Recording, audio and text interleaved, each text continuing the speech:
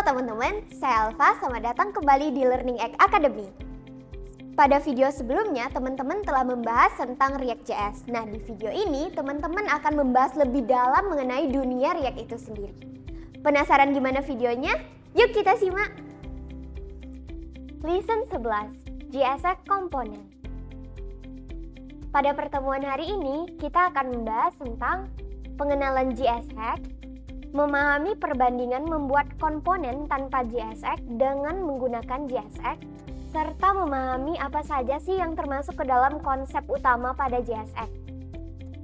Mari kita mulai dari pengenalan JSX. JSX adalah ekstensi sintaks untuk JavaScript yang dapat mendeskripsikan UI dengan sintaks seperti HTML. Kebanyakan developer React menggunakan JSX nih Student X. Nah, sintaks JSX terlihat seperti HTML tetapi lebih strict dalam penulisannya dan bisa menampilkan informasi yang dinamis. Untuk menulisnya, maka kita harus mengingat 3 aturan JSX. Yang pertama, selalu mengembalikan satu elemen. JSX harus selalu mengembalikan satu elemen induk. Ini berarti semua elemen yang ingin kamu render harus dibungkus dalam satu elemen pembungkus. Misalnya nih, jika kamu ingin mengembalikan beberapa elemen, kamu perlu membungkusnya dalam elemen seperti div. Yang kedua, selalu tutup semua tag. Dalam JSX, semua tag harus ditutup, baik itu tag pembuka maupun tag tunggal atau self-closing tag. Ini berbeda ya dengan HTML tradisional di mana beberapa tag seperti BR atau image bisa dibiarkan terbuka, tetapi di JSX semua tag harus ditutup. Yang ketiga, gunakan camel case untuk atribut. Nah, dalam JSX, atribut HTML yang umumnya ditulis dalam huruf kecil harus ditulis dalam camel case. Misalnya nih, penulisan kelas seperti class name. Atau misalnya kita gambarkan seperti ini. Biasanya kita menulis on click, atribut on click itu dalam bentuk huruf kecil aja ya Student X. Nah, kalau di JSX maka kita harus menulisnya dengan mengikuti aturan camel case di mana on-nya tulisan kecil dan C-nya besar, baru selanjutnya dilanjutkan oleh tulisan kecil seperti ini. Begitu juga berlaku untuk class name dan seterusnya. Nah, agar Student X semakin paham, mari kita buka VS Code pada project yang telah kita implementasikan sebelumnya. Baik, mari kita mulai praktik penjelasan 3 aturan elemen JSX yang telah dijelaskan sebelumnya. Pada project sebelumnya, kita telah berhasil nih Student X menampilkan tulisan belajar React bersama Learning X ke browser kita. Nah, di pembelajaran kali ini, kita akan melihat untuk menampilkan elemen selain tag H1, yaitu kita misalnya ingin menampilkan elemen image dan juga tag P nih, bersamaan dengan tag H1. Maka, untuk kode program ini, langkah pertama yang perlu kita lakukan adalah mempersiapkan terlebih dahulu aset gambarnya. Nah, silahkan Student X buat sebuah folder namanya image untuk meletakkan aset-aset image yang kita butuhkan dalam membangun project ini. Kemudian tinggal dicari saja gambar yang ingin dimasukin, lalu dipastekan saja ke dalam folder image yang telah kita buat sebelumnya. Misalnya nih, saya sudah mencari gambar ingin pakai yang logo Learning X ini. Nah, mungkin saya rename saja biar namanya mudah ya. Saya jadikan image.png. Nah, kemudian setelah aset gambar sudah kita siapkan, maka selanjutnya kita perlu nih menampilkan elemen image dengan cara membuat elemen image img src. Nah, ini kita isi path-nya dengan path nama foldernya karena kita meletakkan gambar di folder yang namanya img ya. Maka di sini kita tuliskan nama foldernya, lalu kita tinggal menuliskan apa nama filenya. Nah, di sini kita tulisnya img.png seperti ini. Nah, kemudian kita juga ingin menampilkan nih misalnya tag P berisi tulisan halo, bagaimana? Mudah bukan? Misalnya seperti ini. Nah, ketika kita jalankan ke browser, maka tampilannya memang sekilas tidak berisi apa-apa ya student X, atau tidak ada menampilkan apa-apa. Nah, coba kita lakukan inspect, lalu terlihat ya ada satu error nih. Nah, error seperti ini itu dikarenakan metode render tidak mengembalikan satu elemen melainkan 3 elemen, yaitu tag H1, image, dan juga tag P nih. Kita lihat lagi ya kodingan kita. Nah, tidak mengembalikan satu elemen ya, melainkan 3 elemen. Oleh karena itu, untuk mengatasinya, ingat aturan JSX yang pertama tadi ya, selalu mengembalikan satu elemen. Sehingga ketiga elemen ini harus kita bungkus nih ke dalam satu tag pembungkus yang kita buat saja, yaitu tag div. Nah, tinggal student X buat saja tag div, lalu H1 sampai tag P ini diblok dan ditarik saja ke dalam elemen div. Ini tinggal kita rapikan saja ya. Kita rapikan seperti ini. Nah, sudah selesai nih. Lalu kita lihat lagi hasil yang sudah dijalankan ke browser.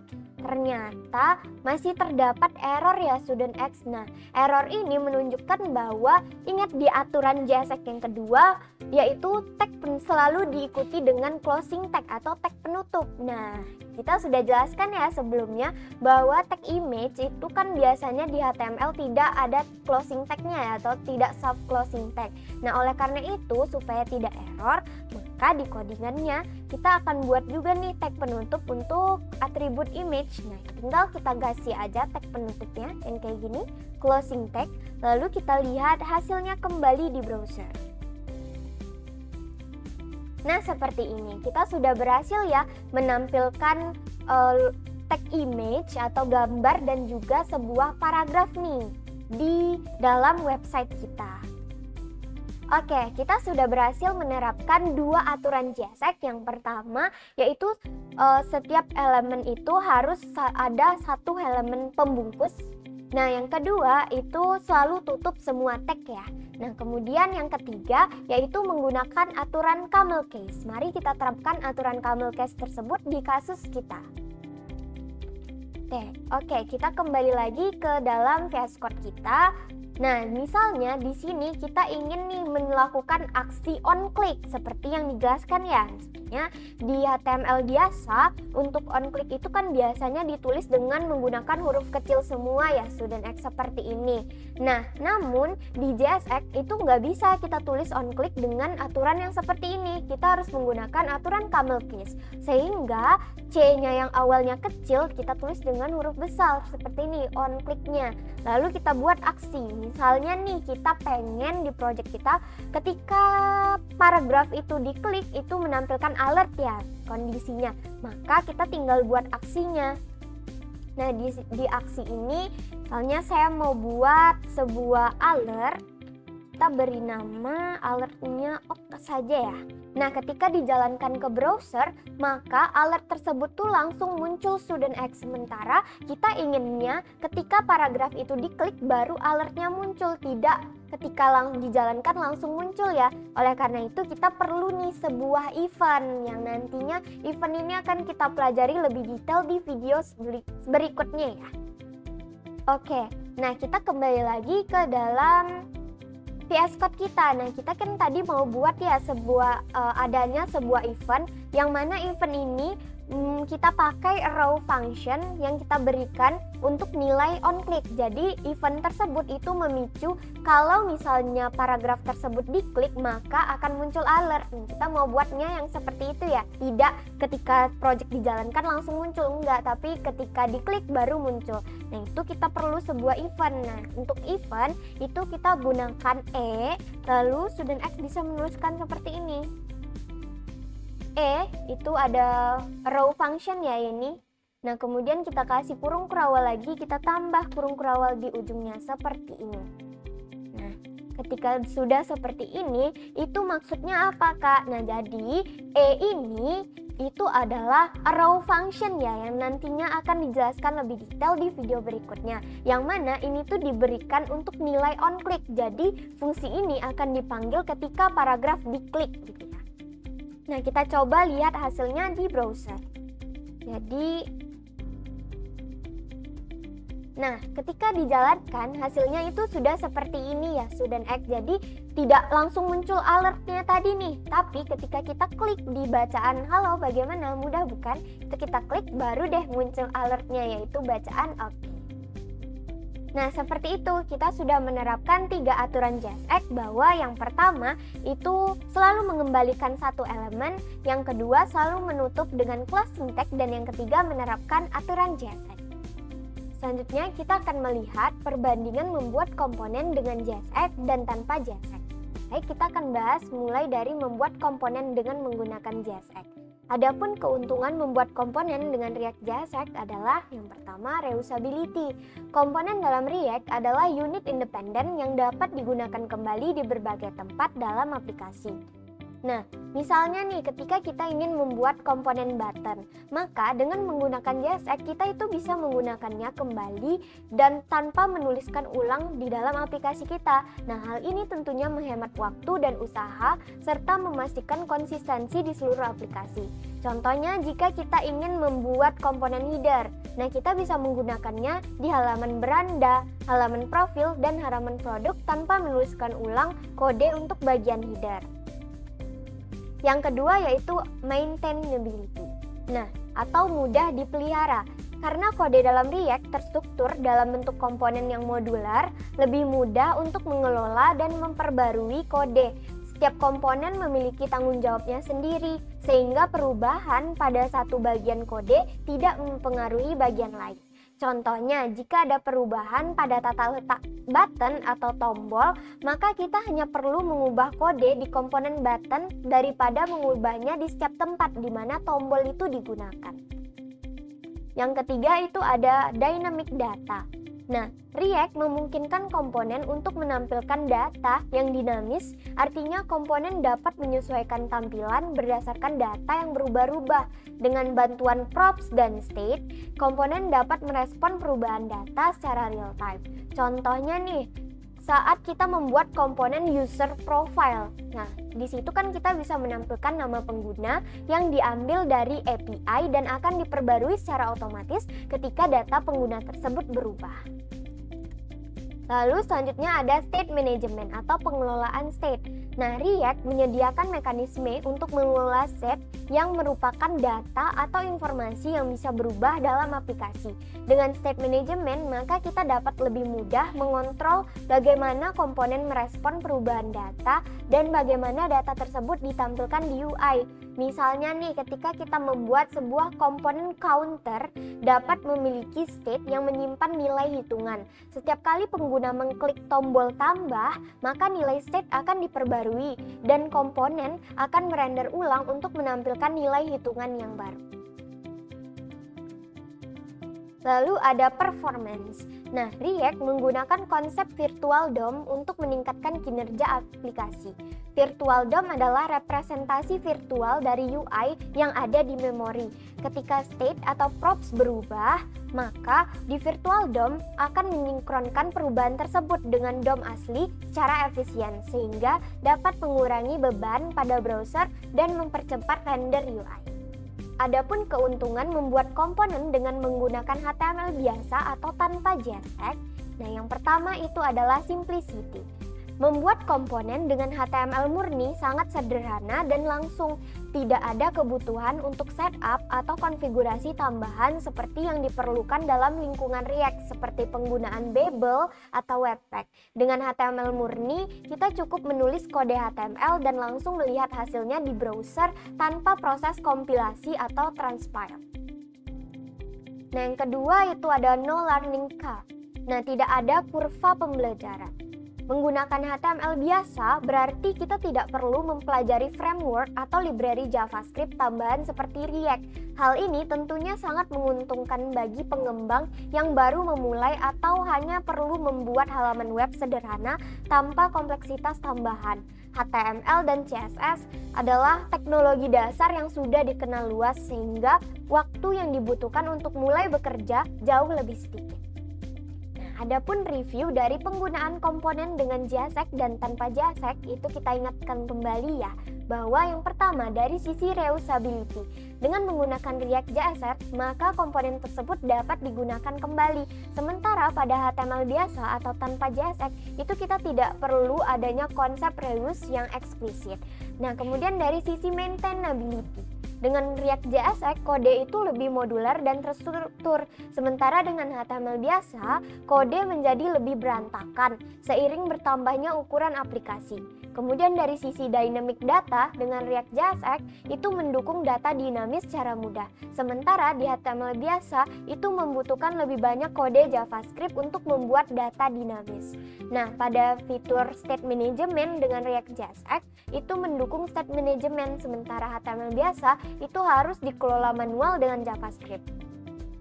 Dari sisi performance, dengan React JS Virtual DOM meningkatkan kinerja aplikasi, sementara di HTML biasa itu tidak ada optimalisasi bawaan. Nah, dari sisi setup, dengan React JS itu memerlukan setup dan build tools. Nah, sementara di HTML biasa itu tidak memerlukan setup tambahan. Kemudian dari sisi learning curve-nya, itu dengan React JS memerlukan pembelajaran tambahan, sementara di HTML biasa langsung digunakan tanpa pembelajaran tambahan. Nah, selanjutnya kita akan mempelajari konsep utama pada React, di mana kita akan mengenal komponen pada React. Nah, adapun penulisan komponen dalam React itu terbagi menjadi dua berdasarkan kelas komponen ataupun komponen ditulis dengan menggunakan function komponen. Pada function komponen sendiri itu terbagi dua lagi dalam penulisan komponennya. Ada menggunakan method function dan juga ada menggunakan arrow function. Untuk lebih jelasnya, mari kita lihat dan implementasikan di project berikutnya.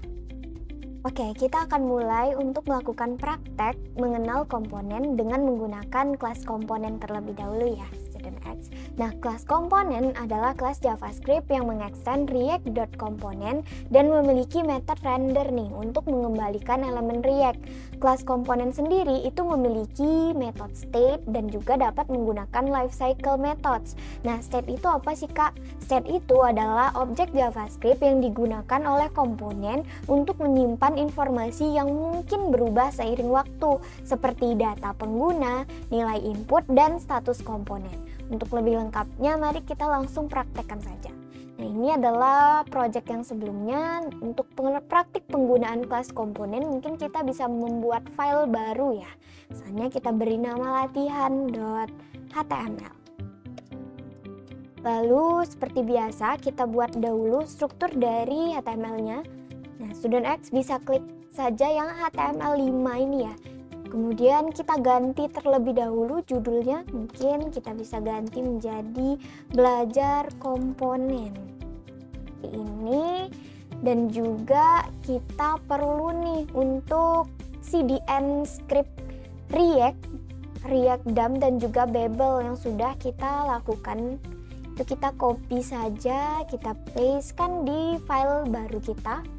Lalu kemudian kita perlu satu elemen pembungkus ya untuk React-nya, yaitu div ID dengan nama root nih. Kita copy dan kita perlu script nih untuk praktiknya. Script type-nya text.jsx. Jadi kita copy saja, kita pastekan di file baru kita. Nah, di praktik ini kita bakal ngebuat implementasi kelas komponen. Misalnya kita ingin membuat yang namanya komponen button. Nah, untuk mengimplementasikan kelas komponen, langkah pertama kita harus menuliskan sebuah kelas. Nah, ini seperti biasa ya. Kita gunakan sebuah kelas, lalu kita kasih namanya misalnya button JSX karena kita ingin melakukan praktek button ya, membuat button JSX. Kemudian kita juga perlu nih untuk kelas komponen ini, dia merupakan extends dari kelas yang namanya React.component seperti ini. Nah, jadi tadi kan penjelasannya kelas komponen itu merupakan kelas JavaScript ya, yang mengextend React komponen serta memiliki method render. Jadi untuk menampilkan apa isi dari kelas button JSX ini, dia perlu sebuah metode namanya render. Kita tulis render, lalu apa yang ingin kita tampilkan? Nah, karena dia sebuah kelas, kita perlu return ya untuk menampilkannya. Misalnya kita bakal nge-return button, karena kita mau buat button. Jangan lupa tag penutup dari buttonnya. Button. Lalu di sini kita bisa kasih judul buttonnya adalah belajar React ya. Belajar React seperti ini. Nah, ini sudah kita buat, namun agar lebih menarik lagi, mungkin kita bisa pakai Bootstrap ya. Nah, di sini kita bisa menggunakan Bootstrap StudentX biar buttonnya lebih berwarna gitu ya. Kalau kita buat CSS biasa mungkin agak ribet, namun kita di sini langsung saja mengimplementasikan Bootstrap. Untuk itu, silahkan StudentX buka terlebih dahulu browsernya, lalu diketikkan saja Bootstrap. Nah, kita pilih web dari resmi Bootstrapnya. Di scroll saja ke bawah, itu ada link CDN-nya ya. Kita tinggal kopikan saja CDN-nya, kembali lagi ke VS Code. Nah, kita pastekan saja misalnya di sini ya. Di bawah dari script Babel ini. Kemudian satu lagi nih, kita butuh CDN juga, yaitu untuk scriptnya. Jangan lupa ya, StudentX silahkan di copy. Masukin ke VS Code-nya kembali. Di bawah, mungkin di bawah text script yang ini ya. Masukin saja di sini. Nah, setelah itu ini masih kelasnya ya. Kita perlu nih sebuah metode yang memicu elemen kita ditampilkan, karena render di sini kan fungsinya untuk menampilkan ya memang. Namun render ini merupakan aksi dari kelas button JSX. Sementara kita maunya menampilkan kelas button JSX ini ke browser kita ya, karena kalau sekarang itu StudentX lihat pasti waktu dijalankan itu belum ada apa-apa karena kita belum memicu gitu ya. Karena di sebelumnya kan kita ada ya pemicunya root render nih. Nah, cara lain dalam menuliskan selain mendeklarasikan kontainer root dan root render ini, ada cara mudahnya nih. Kita langsung pakai kelas React DOM-nya aja. React DOM titik render, kita panggil metode rendernya. Kemudian apa yang mau kita tampilkan ke browser, yaitu kita perlu panggil kelas button JSX ini ya dalam sebuah komponen. Jangan lupa pakai tag komponen, lalu dia self closing tag, jangan lupa ya untuk tutupnya. Lalu kita buat koma. Nah, kita perlu memanggil dokumen get element by ID root ini StudentX. Jadi agar nantinya elemen dengan ID dengan kelas button JSX, komponen button JSX ini itu bisa ditampilkan di elemen dengan ID-nya root seperti itu. Nah, jika sudah begini, oh iya, kita belum menambahkan nih. Tadi kita sudah mengimplementasikan Bootstrap. Selanjutnya kita perlu menambahkan kelasnya ya. Kita mau beri warna pada buttonnya nih. Jadi kita kembali lagi ke Bootstrapnya. Nah, ini kita bisa ke docs-nya saja, kita search misalnya button nih. Kita mau pakai button yang ada di Bootstrap. Warnanya ya. Nih, nah di Bootstrap itu dia kan ada nih StudentX. Sebenarnya kita bisa copy ini, tapi kita cuma perlu warna dari buttonnya. Misalnya button primer ini. Kita kembali lagi ke VS Code-nya. Nah, di sini biasanya di elemen HTML biasa untuk membuat sebuah kelas itu kita pakainya tulisan kelas ya. Kayak gini biasanya nih, kelas seperti ini. Namun pada React jika kita menuliskan kelas seperti ini, maka nantinya browser itu akan menganggap kelas ini itu sama dengan kelas yang kita deklarasikan di sini, atau merupakan sebuah kelas gitu, bukan sebuah atribut. Sementara di button itu kita maunya atribut kelas ya. Nah, oleh karena itu untuk membedakannya React itu punya aturannya. Jadi atribut kelas itu ditulis dengan nama class name. Nah, itu ya seperti itu di React. Jangan lupa dia menggunakan camel case ya, jadi ditulis dengan huruf kecil dan juga huruf besar nih. Nah, kemudian kita tinggal pastekan saja. Warna buttonnya kita pakai yang primary dan seperti ini sudah bisa dijalankan ke browser. Kita open with live servernya. Kemudian tinggal kita lihat sudah tampil di browser kita. Nah, seperti ini. Buttonnya sudah berhasil ya Student X, dan juga sudah menerapkan bootstrap nih untuk pewarnaannya.